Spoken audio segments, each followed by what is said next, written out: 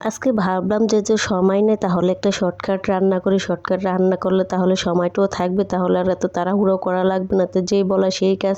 তো ভাবলাম মনে মনে তাহলে বেগুন ভাজা করে আর টুনা ফিশ মাছ ভুনা করি। তো সেটাই করলাম। হ্যালো এভরিওয়ান, কী অবস্থা? আশা করি সবাই ভালো আছেন। আমিও ভালো আছি। আজকে আমি বেগুন ভাজা করবো আর টুনা ফিশ মাছ ভুনা করব, সেটাই আজকে আপনাদের সাথে শেয়ার করবো। আশা করি ভিডিওটা ফুল দেখবেন, করে স্কিপ করবেন না।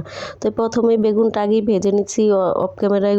তেল, হলুদ, মরিচ সব কিছু মেখে নিয়ে সব কিছু একসাথে ভেজে নিয়েছে। এই যে দেখেন কত সুন্দর করে ব্রাউন কালার করে ভেজে নিতে আছে। অনেক ভালো লাগে গরম গরম ভাতের সাথে বেগুন ভাজা, অনেক ভালো লাগে। অনেক বাঙালি মানুষ, বেশিরভাগ মানুষই বেগুন ভাজাটা গরম ভাতের সাথে পছন্দ করে।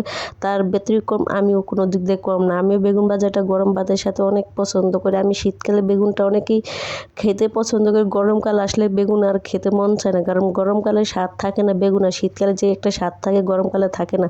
তো বেগুন ভাজাভাজি শেষ করে বেগুনটা নামিয়ে নিয়েছি। এখন এই যে পরিমাণ মতো পেঁয়াজ কুচি আর কাঁচামরিচ দিয়ে একটু লবণ হালকা দিয়ে আর বেগুনের তেলের মধ্যেই ভেজে নিতে আসি। যেহেতু একটু হালকা লবণ দিলে কি হয়, তাহলে পেঁয়াজটা তাড়াতাড়ি সিদ্ধ হয়ে যায়।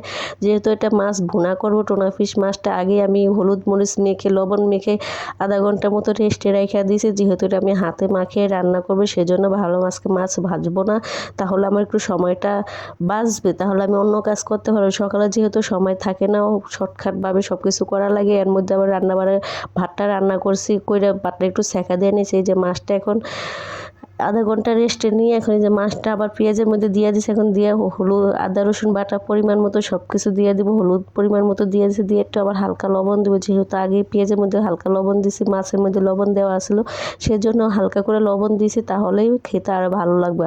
আর কি হয়েছে ভাই, আজকে একটা জিনিস দেখুন, অদ্ভুত খাবার। আমি মাছ ভুনা করতে যাই, আমি মাছের সাথে আবার সেদিন ধনেপাতা আনছিলাম, ধনেপাতার সাথে অনেকগুলো ক্ষুদ্রে কাটা শাক আসছে, সেই শাকগুলো আমি এই মাছের সাথে দিয়ে দিয়েছি। কিন্তু তরকারিটা এত মজা হয়েছে যা বলার বাইরে। ভাবলাম যে কি না কেমন হয়, ভাবতে ভাবতে মনটা খারাপ হয়ে গেছে। পরে যখন খাইলাম, তারপরে দেখি না খুবই ভালো হয়েছে। যে এখন পরিমাণ মতো মাছটা কষাকষি করে পরিমাণ মতো ঝোল দিয়ে দিয়েছি, যেহেতু মাছটা ভুনা করবে সেই জন্য ঝোলের পরিমাণটা কম দিছি।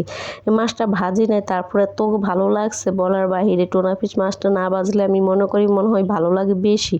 ভাজলে একটা স্বাদ অন্যরকম, আর কষিয়ে রান্না করলে স্বাদই অন্যরকম। এই যে দেখেন কি অবস্থা, মাছ দিয়া এখন এই যে শাকও দিয়ে দিছি, ধনেপাতাও দিয়ে দিছি। তারপরে যে এতটা মজা হয়েছে তরকারিটা বলার বাইরে। যে দেখেন কত সুন্দর তরকারিটা হয়ে গেছে। শাক দিয়েছে যে বুঝাই দেন, মনে হইতেছে এগুলো ধনেপাতা, কিন্তু ভাই এত মজা হয়েছে যা বলার বাইরে। না খেলে বুঝতেই পারতেন না। আমি খেয়েছি তো এই জন্য বুঝতে পারছি। অবশ্যই যদি আমার রান্নাটা ভালো লাগে, অবশ্যই একদিন খেয়ে দেখবেন, ট্রাই করে দেখবেন। আসলে অনেক মজা হয়েছে, একদম চাপা মারতেছে না। যেটা সত্যি, যেটা রিয়েল, সেটাই বলছি। ভালোকে ভালোই বলতে হয় না, তাই না?